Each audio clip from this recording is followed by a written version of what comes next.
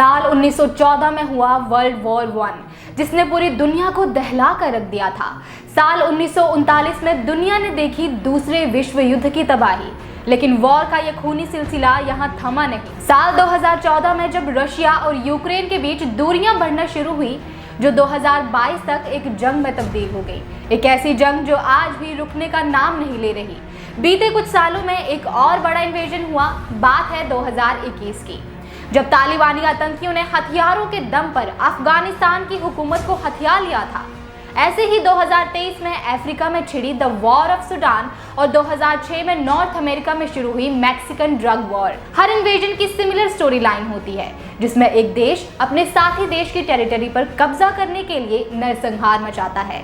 जहां रशिया और यूक्रेन आज भी बैटलफील्ड बने हुए हैं, वहीं अब दुनिया के दो और देशों ने युद्ध छेड़ दिया है। मैं बात कर रही हूं इजराइल और हमास पर जारी वॉर की। बीते कुछ वक्त में इजराइल और फिलिस्तीन के बीच वॉर लाइक सिचुएशन क्रिएट हो गई है। हालांकि दोनों देशों के बीच तनाव की स्थिति आज की नहीं है, बल्कि साल 1948 से ही इजराइल और फिलिस्तीन, या यूं कहूं इजराइल हमास, एक दूसरे के आमने सामने खड़े हैं। फिलिस्तीन और इजराइल के आपसी रिलेशंस दशकों से काफी स्ट्रेसफुल रहे हैं। ये आग दोनों देशों के बीच साल 2014 में एक बार फिर भड़की, जिसने जंग का रूप ले लिया है। 2023 में शुरू हुई ये जंग अब बहुत एग्रेसिव हो चुकी है, जिसकी वजह से इन दोनों देशों के नागरिकों के लिए मिसाइल जैसे हमले आम बात है। दोनों देशों की तरफ से जारी हमलों के बीच अब तक कुल हजारों लोग दम तोड़ चुके हैं। आइए आपको बताते हैं कैसे हुई इजराइल और फिलिस्तीन के बीच जंग की शुरुआत। मगर आगे बढ़ने से पहले इस वीडियो को लाइक और चैनल को सब्सक्राइब कर लें। तो आइए अब इजराइल और फिलिस्तीन की जियोलॉजिकल लोकेशन को समझने की कोशिश करते हैं। दरअसल ये दोनों देश मिडिल ईस्ट में मौजूद हैं। फिलिस्तीनी बाउंड्रीज इजराइल को दो तरफ से घेरती हैं। एक तरफ वेस्ट बैंक रीजन है, जिसकी बाउंड्रीज जॉर्डन के वेस्ट रीजन से लगती हैं। दूसरी तरफ है गाजा स्ट्रिप, जिसकी boundaries south west Israel, Egypt और मेडिटेरेनियन सी से जुड़ती हैं। फिलिस्तीन के दोनों हिस्से एक दूसरे से अपोजिट लोकेशन पर मौजूद हैं। इन दोनों रीजन्स में अलग अलग पॉलिटिकल पार्टीज रूल करती हैं। वेस्ट बैंक रीजन में फतह पार्टी रूल करती है, वहीं गाजा में हमास का राज चलता है। फतह और हमास की भी आपस में कॉन्फ्लिक्ट चलती रहती हैं। फिलिस्तीन के वेस्ट बैंक रीजन में इजरायली सेटलमेंट्स के चलते वेस्ट बैंक काफी हद तक इजराइल के कंट्रोल में है। दरअसल एक वक्त था जब इजराइल ने फिलिस्तीन की टेरिटरी पर कब्जा करना शुरू किया था। आज हालात ऐसे हैं कि फिलिस्तीनी लोग अपने ही देश में रिफ्यूजी बनकर रह गए हैं। यही वजह है कि हमास अपनी जमीन को, अपने लोगों को इजराइल के चंगुल से आजाद करना चाहता है। हमास एक मिलिट्री ऑर्गेनाइजेशन है, जिसे दुनिया के काफी देश मिलिट्री टेररिस्ट या टेररिस्ट ऑर्गेनाइजेशन मानते हैं। ये हमास ही है जिसने इजराइल के साथ जंग छेड़ी है। हमास इजराइल का नाम व निशान मिटा देना चाहता है। 7 अक्टूबर 2023 जब हमास ने हाल ही में इजराइल पर एक डेडली सरप्राइज अटैक किया था। एक ऐसा दिन जिसे इजरायली लोग बहुत पवित्र मानते हैं, क्योंकि इस दिन तोरा पढ़ा जाता है। तोरा को जूइज्म में एक होली टेक्स्ट माना जाता है। फिर पता चलता है कि हमलों की शुरुआत हो चुकी है और हमास ने इजराइल पर मिसाइल दागना शुरू कर दिया है। इजरायली डिफेंस फोर्स ये एस्टिमेट लगाती है कि हमास ने उन पर करीब 2000 मिसाइल दागी हैं। लेकिन हमास ने इस फिगर को क्लैरिफाई करते हुए साफ किया कि मिसाइल्स का ये आंकड़ा 2000 का नहीं बल्कि 5000 का है। इस अटैक से संभलने के बाद इजराइल ने भी हमास पर हमले करना शुरू कर दिया, जिसकी वजह से दोनों देशों की ओर से अब तक करीब हजारों लोगों की मौत की पुष्टि की जा चुकी है। यहाँ तक कि हमास ने सिर्फ एयर स्ट्राइक ही नहीं की, बल्कि मिसाइल्स के साथ हमास के आतंकियों ने जमीन और पानी से भी इजराइल को घेरने की कोशिश की है।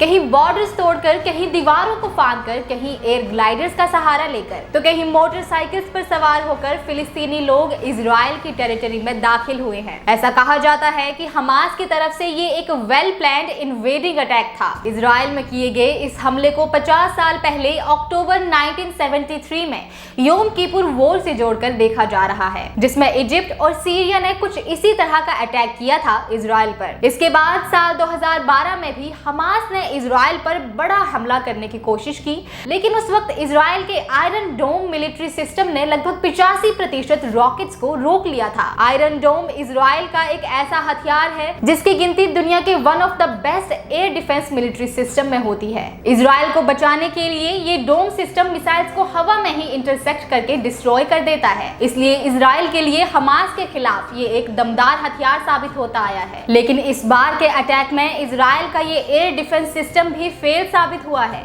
साथ ही दुनिया की सबसे बेहतरीन इंटेलिजेंस एजेंसी में से एक इजराइल की मोसाद ऑर्गेनाइजेशन भी हमास के इस हमले के आगे नाकाम साबित हुई।